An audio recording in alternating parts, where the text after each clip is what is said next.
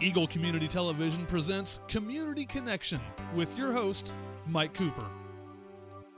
Hello and welcome again to Community Connection from Eagle Community Television. Thanks for watching. Thanks to our producer, Jeff Durall. We're at First Call for Help, and that's in the Hadley Building, Suite 204, as we visit with the director of First Call for Help, Linda Mills. And the reason? The holiday season, and also to find out about the needs of First Call for Help. A little information first, if you would, Linda, about First Call for Help. Give us the background of its formation, would you? Sure. Back in probably the late 80s, there were ministers and other community members, law enforcement, who really began talking about having a centralized place for people to go when they needed help, whether that was in the case of a transient who was coming through, or even for the residents of Ellis County who were struggling financially or had some type of a crisis or emergency going on. So the organization was then formed as a nonprofit in the 1990s, I believe 1996. And we have been doing the assistance for transients and Ellis County residents and referrals ever since then. That still remains our main focus. So the idea, Linda, was to bring all of these entities together to solve a problem that might come up from an individual who was struggling. Yes, that's correct. And a lot of times what was happening is that individual who was seeking help would go from church to church or the law enforcement agency, and sometimes they would get turned away, or they would be asking from multiple places without the other places knowing that they were asking at multiple places. So that was also a reason behind that as well. Well, now, let's say someone makes a call to First Call. Then what happens in the process? The first thing that we do when they make a call is we have some basic screening questions to find out if they meet our eligibility criteria and which program they might be eligible for. So we ask them specifically if they are an Ellis County resident and how long they have been in the county, and we also ask what they are asking assistance for, or what type of help are they looking for. And sometimes it's a really simple referral. It might be, well, we're running short on funds this month and we've used our money to pay rent and whatnot, but now we need food. So we might, just give them a simple referral to the food pantries in town, as long as, they're going to be open within the next day or so. If not, then we do have a food pantry here. But after we ask those initial screening questions, then we know, one, that whether they're eligible or not, and two, which type of assistance they need and what program they would best be helped under. And your outreach includes Ellis County as well as people who might be traveling through then. Yes, people who travel through here, whether they run out of fuel or their car breaks down, or maybe they've been hitching to try to get where they're going and they don't have shelter for the night, or we oftentimes can provide transportation as well to a shelter. So you work closely with law enforcement, who may be the first contact for some of the people who might have had some vehicle troubles on the highway or something like that. Yeah. Most of the time they do call or are in touch somehow or another with law enforcement first, and then we're called by dispatch. So. And you serve Ellis County. You serve not only individuals but families as well. Yes, individuals and families in Ellis County. The criteria is not so much an income eligibility as much as it is the nature of the crisis that's going on in their family or the emergency situation. So. You talked about who is served. Do you have some kind of general numbers for us? I don't think we understand the scope of struggles that people and families that are on the margins sometimes have, Linda. Yes, there are many, many families in Ellis County and individuals as well that, if they're on a fixed income or they might just be working in a job that has, not quite full time or minimum wage job, and they are always barely scraping by. And so anything, any crisis, even if that's just a battery that needs replaced on their car, can cause a crisis in their life because that takes away from the money they would use to pay the rent or the utilities. I'm glad you mentioned that because these are people who are trying to work, trying Yes. to get by on whatever jobs they can come up with. But yet, as you say, if some crisis occurs, and it doesn't have to be a major health crisis or something like that, but if something occurs, it can make the difference between, well, do I pay the rent or do I buy groceries today? That's exactly right.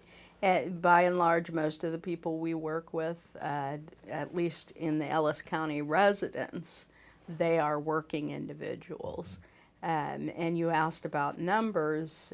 In our emergency financial assistance program for residents, we serve between 85 and 100 families every year.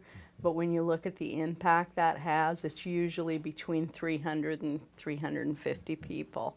In the transient assistant program, we usually assist about 300 to 325 each year. And then referrals, if you look at referrals and just people that call needing a little bit of direction of where to go to get the specific type of help they need, that varies. It's hard. It's in many ways it's hard to keep track of that, but we do try. We try to log in all the calls, and usually with the financial people that are getting the financial assistance and the people that are getting referrals, about 900 to 1,200 people every year. Well, and now with First Call being the central entity, if you will, for help for people who are struggling day to day, you can screen and make sure that it is a legitimate request and the legitimate needs then. Yes, we do try to verify situations. If someone says, well, they've had, a medical, they've been sick and not able to work and don't have sick leave, we will ask for, just bring in the medical bill or whatever something that verifies the situation. We can't always get that, but most of the time it's not a problem to bring in some kind of documentation that verifies the situation. What about your funding sources for First Call for Help, Linda? Our funding sources mainly are local funding sources. Two big ones are the Ellis County Ministerial Alliance, who, again, they were essential in forming the organization and they have always supported it. United Way is another big supporter of the organization, and without those two we wouldn't be here for sure. But we also count on contributions from our local community, and each year we do a holiday mailing campaign, which is going on right now. And that usually our goal on that is to bring in $30,000. This year, just over the course of the year when we get contributions from people, that has been down somewhat. And so we are not only having to make up for that during the holiday campaign, but still try to reach that 30,000 mark. So we're hoping that everyone out there who has received a letter in the mail or has given to First Call before will give again this year and help support us and through 2015. So you'll be receiving a letter then. When you get the letter, you can just make whatever contribution you can to First Call for Help then. Yes, that's correct. Actually, the letter has already gone out. It should be in people's homes already. So some folks are, inevitably people will want to sometimes wait until right after the holiday. We do receive donations clear through the end of December on that holiday mailing campaign. So just because Christmas gets over with, it doesn't mean it's too late to donate. And it doesn't make the amount is the important thing is to make a donation in whatever Yes. amount you can afford. Right, in whatever amount you feel that you can give, it will be greatly appreciated. We've had donations as small as $3 on up into the thousands. You know, So if every resident in Ellis County gave $1, you'd hit that goal, wouldn't yes, you? I think so. We definitely would. So the holiday mailing campaign with First Call for Help. Speaking of funding, you mentioned most of your funding is local, but you also are impacted by budget cuts statewide, aren't you? When some of the state programs are reduced, you feel the effects of being able to help people. We do. When, as our governor has announced a few days ago that he was, going to need to cut the budget and was recommending budget cuts, one of those recommended cuts I saw is to the Department of Children and Families, a substantial amount. We don't know exactly how that's going to turn out, but when they cut food stamp money, or they cut child care assistance, or temporary assistance to families, all of those types of cuts can affect us and other organizations in town, because if they're not able to receive the services, if people are not able to receive the services they need from Department of Children and Families, then they will be looking for it through other organizations. And this filters down from the federal Yes. level. When you have the federal funding cuts for children and families filtering down to the state level, it eventually winds up at the local level, putting real pressure and demand on local services. It sure does. Even a biggie, I guess, would be federal funding for housing programs like Section 8 vouchers or emergency solutions grants and those types of things. So that does filter down as well. And I would think that businesses could play a part in this too with contributions. I was thinking particularly Midwest Energy has an offset where you can donate to their heating fund, for example, to help Yes. pay for utility costs for people that are struggling in need. Many businesses can help in that direction, perhaps. Yes.